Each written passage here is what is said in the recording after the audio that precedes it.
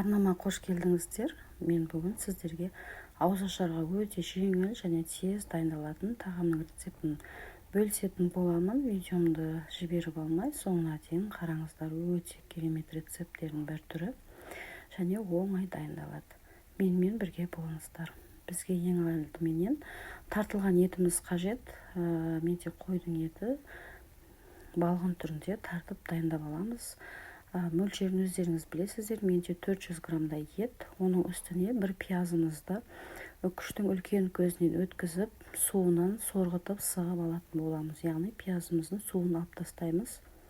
Және де біздерге түрлі дәмдеуіштер қажет. Бұл жерде тұз, қара бұрыш, паприка және мендегі ең көп қолданатын әмбебап приправасы, яғни универсальный приправаны қолданамын. Дәмін өте керемет келтіретін болады. Енді барлығын жақсылап жаңағыдай араластырып аламыз, ұрғылап отырып бір келкі етіп дайындап алатын боламыз. Келесі бізде осындай кішкене домалақшаларға көлемдерін бірдей етіп, осылай дөңгелектеп дайындап аламыз. Видеоны көре отырып каналыма тіркеліп қойыңыздар. Өте керемет рецепттерді таба аласыздар. Каналыма кіріп көріп шықсаңыздар болады. Майлы болмағаны дұрыс, етіміз осындай жалғыз еттен, тек еттен осылай жасағаны дұрыс. Енді бізге қаймақ қажет болады.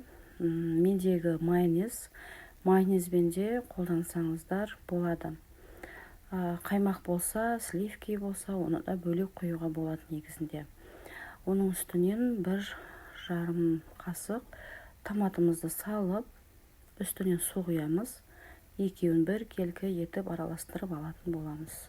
Осы суымыздың үстіне аздап кішкене тұз салып жібересіздер. Барлығын бір келкі етіп араластырып, тамағымызды дайындауға кірісеміз.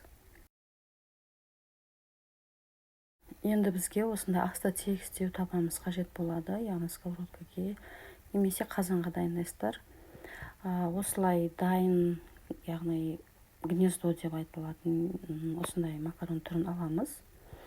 Оны котлеттеріңіз қанша болса, оны да соншадан саласыздар. Толықтай салып шығамыз, астына кішкене майдан құйып жібересіздер.